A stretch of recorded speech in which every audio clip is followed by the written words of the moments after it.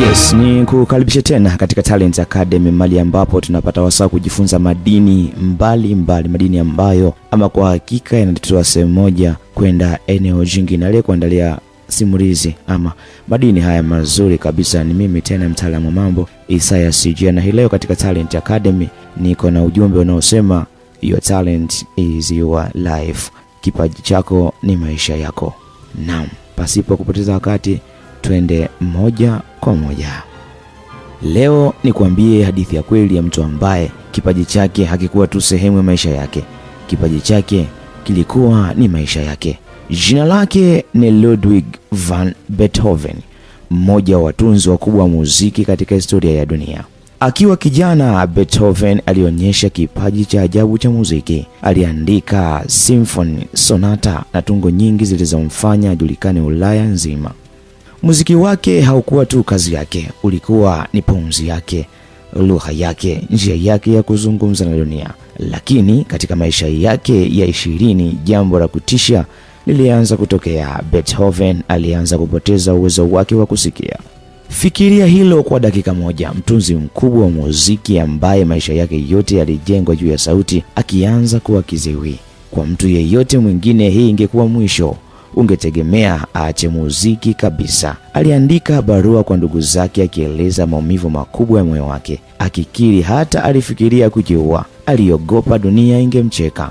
Mtunzi kiziwi akijaribu kuandika muziki asiyoweza kusikia. Lakini badala ya kukata tamaa, Beethoven aliandika maneno ambayo bado yanavuma hadi hii leo. Alisema, nitaishika hatima shingoni. Kwa lugha ya Kiingereza alimaanisha kuwa I will seize fate by the throat.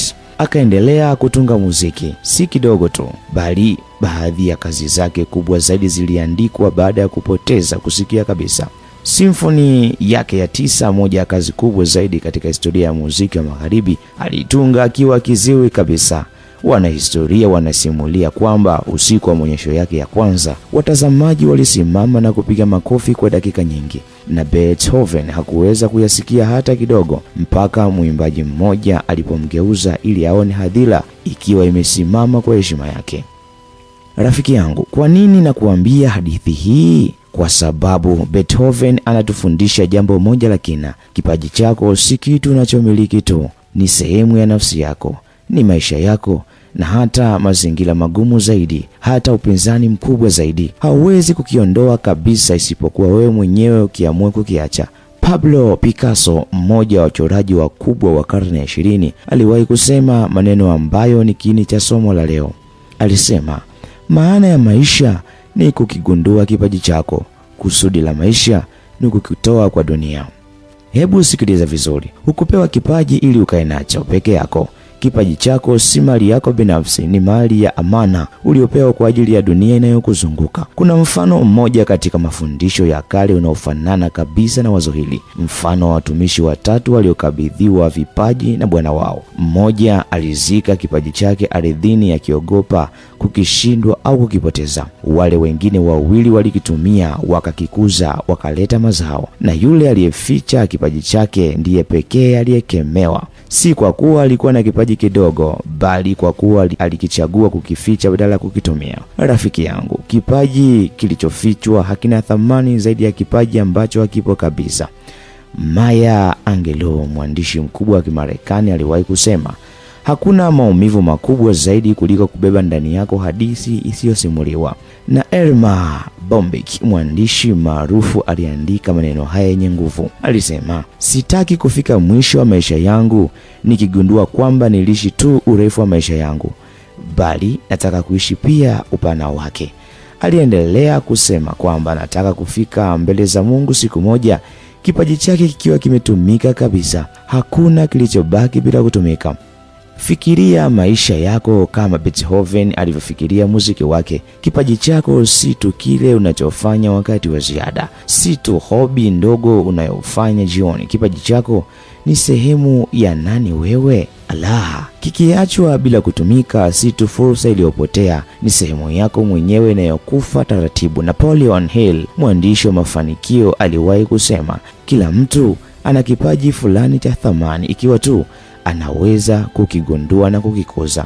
Na mtaalamu Zig Ziglar aliongeza, huna haja ya kuwa mkubwa ili kuanza, lakini unahitaji kuanza ili uwe mkubwa.